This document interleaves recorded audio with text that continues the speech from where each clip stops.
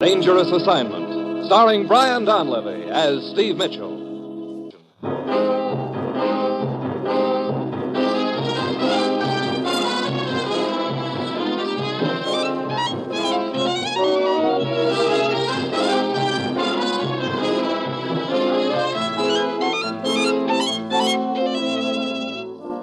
Yeah, danger is my assignment. I get sent to a lot of places I can't even pronounce. They all spell the same thing, though, trouble. But when I walk into the commissioner's office, I don't realize this assignment's going to end up with me trying my level best to shoot myself.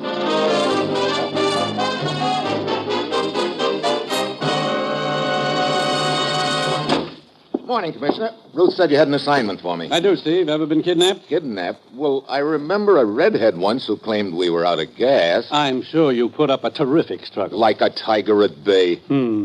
Well, that's all very interesting, but I didn't send for you to hear Chapter 33 of your memoirs. You're leaving for Berlin on the next plane. I'm flying clear to Berlin so somebody can kidnap me? No, you're flying there to find out who's been kidnapping a few other people. You know, I think you better start from the beginning, Commissioner. Steve, apparently there's been a nasty little racket flourishing in our occupation zone of Berlin for some time. It only came to light last night. What kind of a racket, Commissioner? A prominent German named Mueller was kidnapped several days ago. His wife received a ransom note telling her that if she didn't raise the required money, her husband would be turned over to interests in the eastern zone of Berlin. Oh. Apparently this Mueller had made a few enemies there. I see. Sort of sell Mueller to the highest bidder, huh? Yes, his wife raised the money and Mueller was returned. But when he tried to grab the man who returned him, he was shot and killed on his own doorstep. Look, this is all very interesting, but isn't kidnapping a matter for the Berlin police? What's it got to do with us? I'll tell you why it's all, baby. Apparently the kidnapper was a U.S. government official. What? Now, look, don't try to tell me you believe that. I'm just giving you the facts, Steve. What's behind those facts could be another story, and I'm convinced it is. But that's what you're going over there to find out. But I still don't see what indicates that a government official is behind it. Here's how the deal was set up. Mueller had applied for a building permit several days before he was kidnapped. Those permits are handled by a special office, which is run under our supervision. A few nights later, a man who claimed he was from that office came to see Mueller. He told Mueller that they needed further information before they could issue the permit, that Mueller would have to come to the office. The next thing his wife knew was when she got the ransom note. Brother, what a sweet mess that sounds like. I've been in touch with Jack Fallon, who heads up the office over there. I've got a preliminary plan set up with him. He'll fill you in on it. And, Steve, get over to Berlin. Work with Fallon, then go anywhere and do anything you have to smash this racket once and for all. Well, that's it. You've got your assignment. Good luck.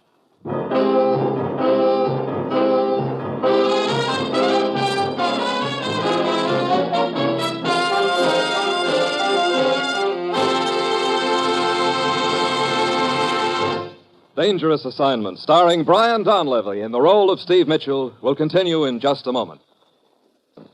Sure, I've got my assignment. Just a little matter of dropping over to Berlin and trying to smash an innocent little kidnapping racket. And I've got an uneasy hunch that somewhere along the line I'll be running into somebody who'll say drop dead to me and then do their best to arrange it. It's Monday when I land in Berlin and I head for Jack Fallon's office. It's a nasty mess, Mitchell. My theory is that somebody right here in my office has been putting the finger on the victims. These applications for building permits, Fallon, do they contain quite a lot of information about the applicant? Yeah, they do. You see, to do any building in Berlin these days, you got to have a considerable amount of money. That has to be listed on the application. Now, that's the point, Steve. Anybody who has access to those applications could spot the likely kidnap prospects. But how about this business of threatening to turn the victims over to the Eastern Zone? Well, as you can imagine, there are a lot of Germans in our zone who have come out politically against the outfit in the Eastern Zone. Now, you take any 10 Germans with money, and you're pretty sure to find 7 or 8 of them who've made enemies there. I see. Tell me, Fallon, just who in this office has access to those applications? Well, my office manager can give you a better answer to that than I can. Herr Wittig, I was just going to call you. I was on my way to see you, Herr Fallon. Some reports for you to sign. Oh, come in. I want you to meet Steve Mitchell from the United States. Mr. Mitchell would like some information from you, Wittig. But of course, Herr Mitchell. I'd like to know how many people in this office have access to the applications for building permits. The files are available to Herr Fallon, of course, and to myself. Yeah? Who else? The 3 clerks. Who are they? Frau Gunther, a woman of about 60. Fräulein Gottlieb, a younger woman. And Herr Linder. What can you tell me about them? I mean, have any of them ever acted in such a way as to arouse your suspicions? That's a hard question to answer, Herr Mitchell. They're all hard-working people. Frau Gunther particularly. She keeps mostly to herself. Fräulein Gottlieb, I have no problem with her, other than to keep her boyfriend from calling for her too early in the afternoon. Boyfriend? She's quite friendly with an American sergeant. Sergeant? I see. What about the other one, Linder? Herr Linder has notified us he'll be resigning soon. It seems he just inherited some money from the death of his uncle. Okay. I guess that'll be all, Wittig. Thank you. Of course. If there's any other information I can supply him, Mitchell, do not hesitate to call on me. I won't. Well, you know any more than you did before, Steve? How long has Wittig been your office manager, Fallon? Oh, about a year, I guess. Hey, wait a minute. You don't think he could have anything to do with it? Look, anybody who has access to those files could have something to do with it. Yeah, I guess you're right. The commissioner said something about having set up a plan with you. Yeah, he thought it might be a good idea to have somebody file a fake application and make it look like he was a red-hot prospect, you know? A pigeon, huh? Well, that's what it amounts to. Then we trail along and see what happens. Yeah, sounds like a good idea. You got a man for the job? Mm-hmm. Little character named Benner. Might be kind of dangerous for him, you know. Oh, Benner will do almost anything if the price is right. Besides, I think he can handle it okay. He's a very cautious little gent. Never takes an elevator if there's a stairway, you know, that sort of thing. Can we trust him? Oh, yeah. He's done a lot of jobs for us in the past. Oh, excuse me. Hello? Oh, yes, Benner. Mm-hmm. Yes. Right, yeah. You'll be contacted there by a man named Steve Mitchell. You're to work with him. Well, Benner's on his way to the Kronig Hotel. He's going to register there. Okay, I'll get on over there myself. See you later, Fallon.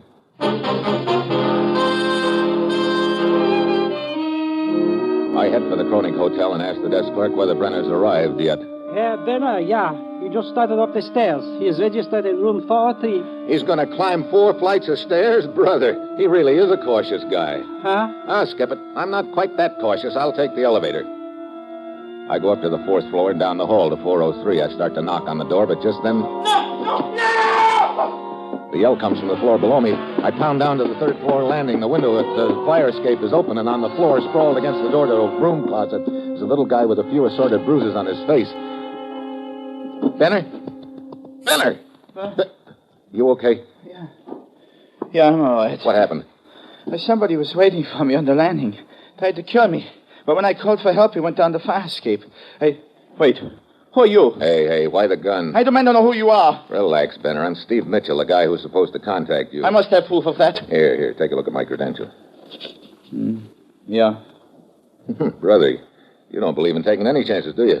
In this business, to take chances might prove fatal. Yeah, matter of fact, this deal looks like it's a little too fatal for you already.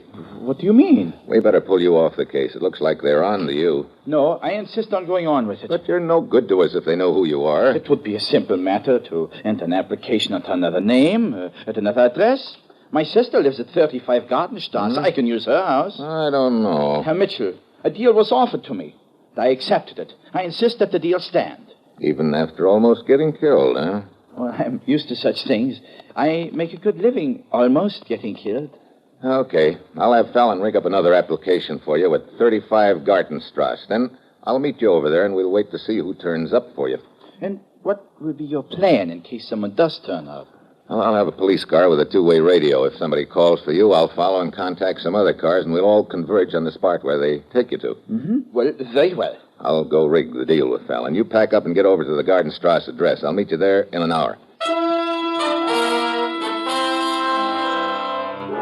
I go downstairs now to the hotel. Then, 3 blocks away, as I'm heading for Fallon's office, I realize Benner forgot to tell me what name to use on the new application. I start back to the hotel. Then I spot the crowd on the sidewalk in front. I speed up. A couple of policemen are trying to push the crowd back.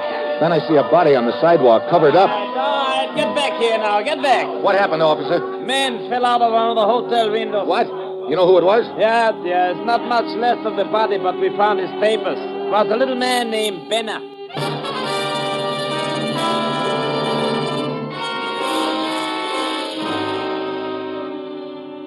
Steve, this is bad. It looks like they were on to Benner right from the start. It sure does, Fallon. He didn't just fall out of that window. He was probably slugged and pushed. Yeah. It must have happened right after I left him. Well, where does that leave us now? I don't know. I put in a call to the commissioner back in the States as soon as it comes through. I suppose I could round up another man to take Benner's place. Yeah, same idea occurred to me. I'll take it. Hello. Dave, Commissioner? what's on your mind? Huh? Hey, this connection is lousy. Jiggle the phone, will you? I better. Yeah. I said, what's on your mind? I want to get married. What? what? You heard me. You're right in the middle of an assignment. You called me all the way from Berlin to tell me you want to get married? Well, a fella gets to thinking about those things once in a while, Commissioner. Now, look. I wanted you to be the first to know, Commissioner. All right. So you're going to get married. Who's the unlucky girl? I don't know. You don't know? I want you to pick her out for me. Steve, are you out of your mind? No more than usual. Hey, do we have any female-type agents running around in this neck of the woods? Agent? I get it now, Steve. Let's see.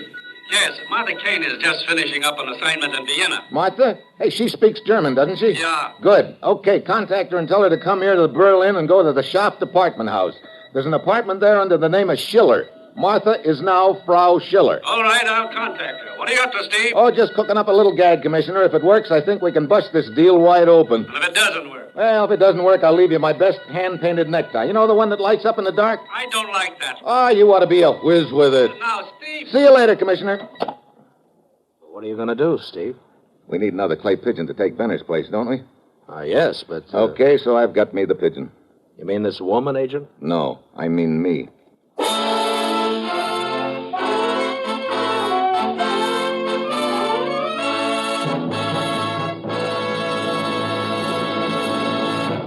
In just a moment, Act Two of Dangerous Assignment. Now back to Dangerous Assignment and Brian Donlevy as Steve Mitchell.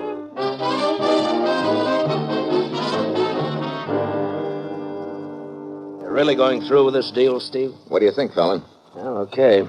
Tell me what you want me to do. Fill out an application in the name of Otto Schiller. That's me. Yeah? Give the Schaff department address and make me sound like a nice, juicy prospect. Mm-hmm. I just married a wealthy woman. Then stick it in with the other application. Yeah, that way you won't have to be seen around the office. Look, another thing. Can we count on the cooperation of the Berlin police? Sure. What do you need them for? A radio car. Oh, I'll arrange that. Okay. Well, I guess that's it, Fallon. I better get over to the apartment. Be careful, Steve. Well, I'll see you when it's all over, I hope.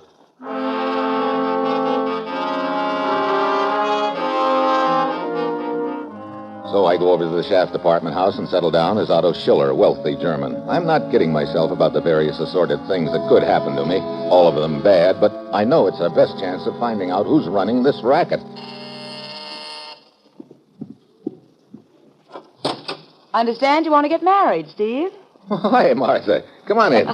Right. You sure got to Berlin in a hurry. I caught a plane from Vienna as soon as the commissioner contacted me. Well, make yourself at home. It's half yours.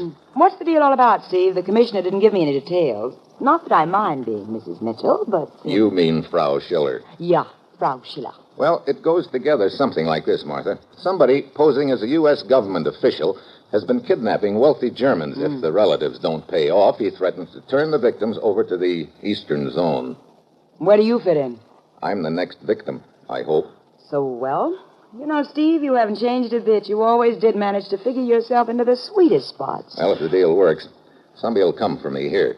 You slip out the side door and downstairs to the radio car, follow us, and contact the police. Okay, when are you expecting the caller? I don't know. Could be minutes or it could be days. Days? Any ideas on how Herr Schiller and wife are supposed to pass the time waiting? Well, as a matter of fact... Yeah, that's what I thought. Like I say, you haven't changed a bit. We'd better stick to my ideas. Oh? Well, what are your ideas? Canasta? Canasta? Now, look. Can't you think of any better way to pass the time than... Hey, wait a minute. Sorry, I just remembered we don't have any cards, so I guess we'll just have to... No.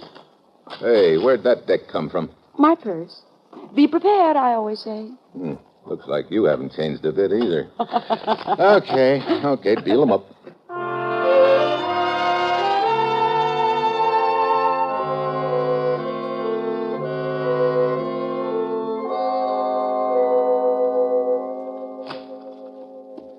A natural and 5. 3 jacks and I'm out. Swell. I suppose you know that wins you another game. So it does. I suppose you also know that makes 5 straight games. You've cleaned me and broke. Don't tell me your troubles, lady. Canasta was your idea. Yeah, I know. Steve. Better get into the next room. Right.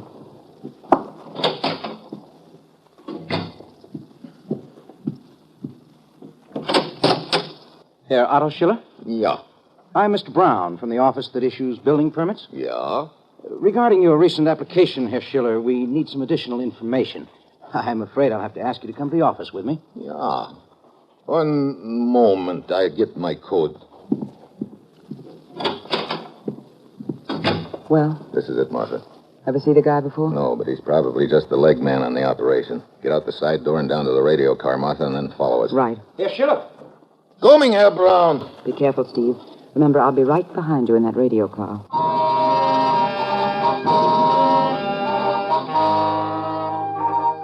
Martha slips out the back door of the apartment, and I join Mr. Brown in the living room. We go down the elevator to the street, and Brown motions toward the curb. Here's my car, Herr Schiller. I sent my driver on a little errand. He should be back in a moment. Here, you wait inside. Get in. Mitchell, Huh? you heard me. You can cut out the Yar 9 routine. Inside, you get a slug. Little surprise party, huh, Brown? That's right. I've got another surprise for you, too, Mitchell. I can hardly wait. What is it? You'll love it. Take a look out the window. Martha. Yeah, your little pal who was going to tag along in the radio car. Get her inside, Fritz. He was waiting for me at the side door, Steve, complete with guns. Oh, this is just great. I thought you'd be overjoyed, Mitchell. Where are we going? To see the boss. Oh? Who is the boss? You'll find out, Mitchell. Okay, Fritz, let's get going.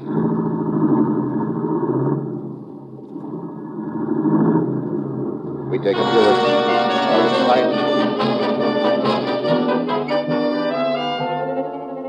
And after more of the ruined section of the city, we finally pull up in front of a deserted warehouse. Martha and I are hustled inside and tied up. Then Brown and Fritz leave. Doesn't look so hot for us, does it, Steve? No. I'm sorry I got you into this, Martha. Well, I've only got one regret. That you ever left Vienna? No, that we wasted so much time playing canasta. Great time to have both hands tied behind me. Hey, wait. I think I can twist my hands around a little. Turn your back to me. Maybe I can work on your ropes. Okay. Who do you think the brains behind this deal is, Steve? I'm afraid I know the answer to that now, Martha. Look, they were onto our whole routine about the radio car. Yeah? Not many people knew about that. Benner knew, but he doesn't count. He's dead. That leaves just you and me and Fallon. Fallon? You think he's the one? Sure adds up that way.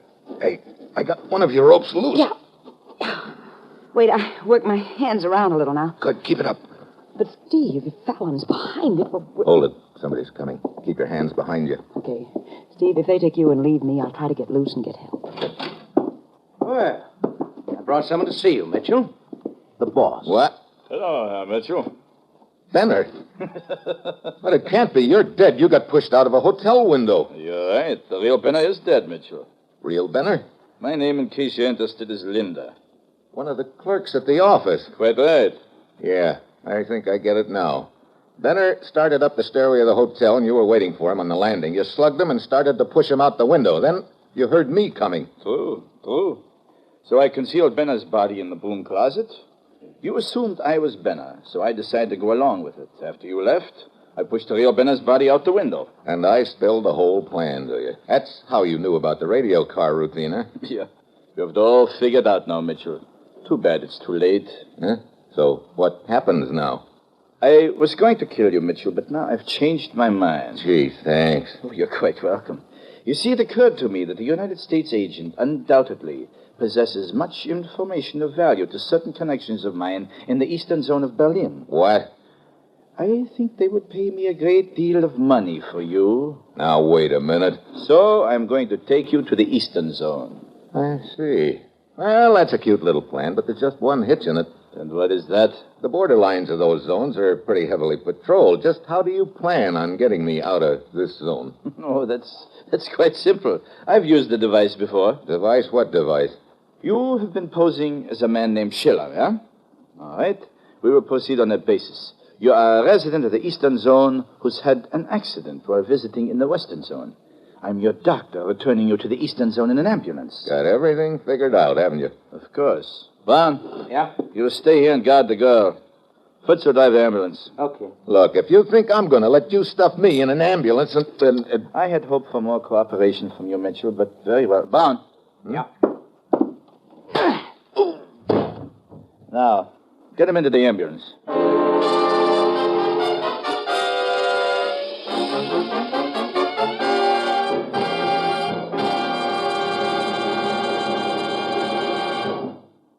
In just a moment, the conclusion of Dangerous Assignment.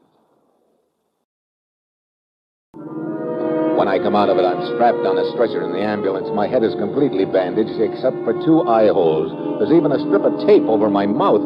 So, you're conscious again. We're almost to the Eastern Zone, Mitchell. As you see, the setup is complete. I'm your worried doctor, crouching over you. Above you, the bottle of blood plasma, the rubber tube leading along your arm under the blanket. And in your ribs, do you feel this? I see you do. Needless to say, it's a gun. I'm holding it against your side under the blanket. And if you try to give any sign to the border guard, well, I'm sure you know what will happen. The American guard. He is waving for us to stop. Of course, Fritz, the routine examination. An examination that we will pass with flying colors. He's coming around to the rear of the ambulance. We're ready for him. Aren't we, my friend? Okay. What do we got here?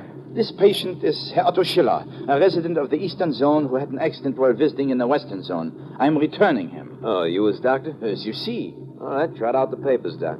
Here they are. His papers, my papers, and the report of the accident. Okay, just hold the phone while I look him over, Doc. Please hurry. You see, the patient's very weak. I'm giving him a transfusion. His life depends on it. Yeah, I'll speed it up. Won't take a minute.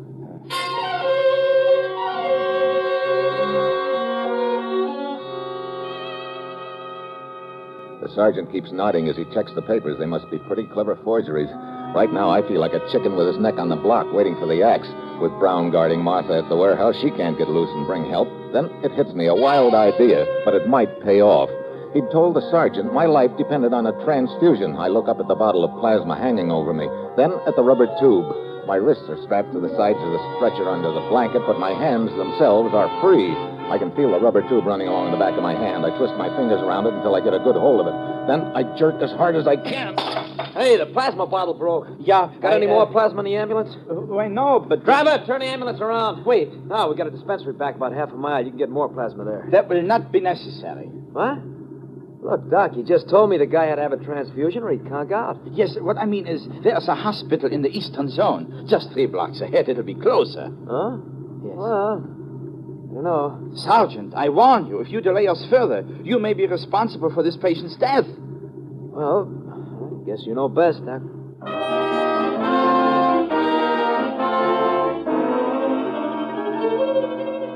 So it didn't work after all. I can feel the gun jam harder into my ribs under the blanket, but I know he won't shoot now. Then another idea smacks me.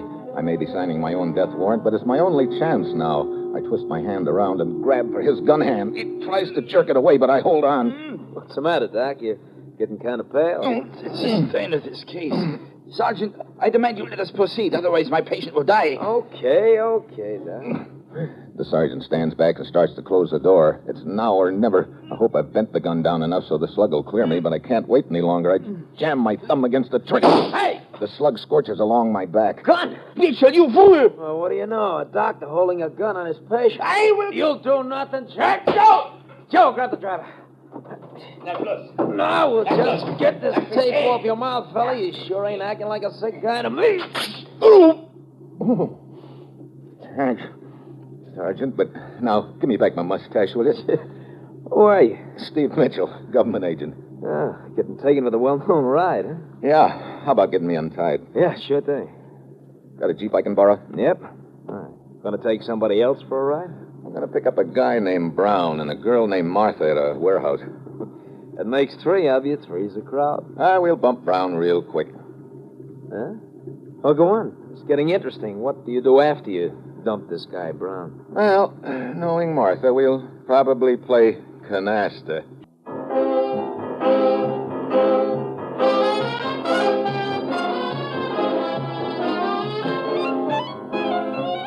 Dangerous Assignment, starring Brian Donlevy as Steve Mitchell, is written by Bob Reif and Adrian Jondo, with music by Robert Armbruster, and is produced and directed by Bill Karn.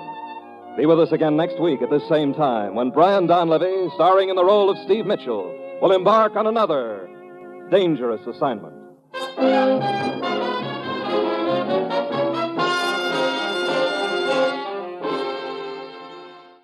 This is NBC, the national broadcasting company.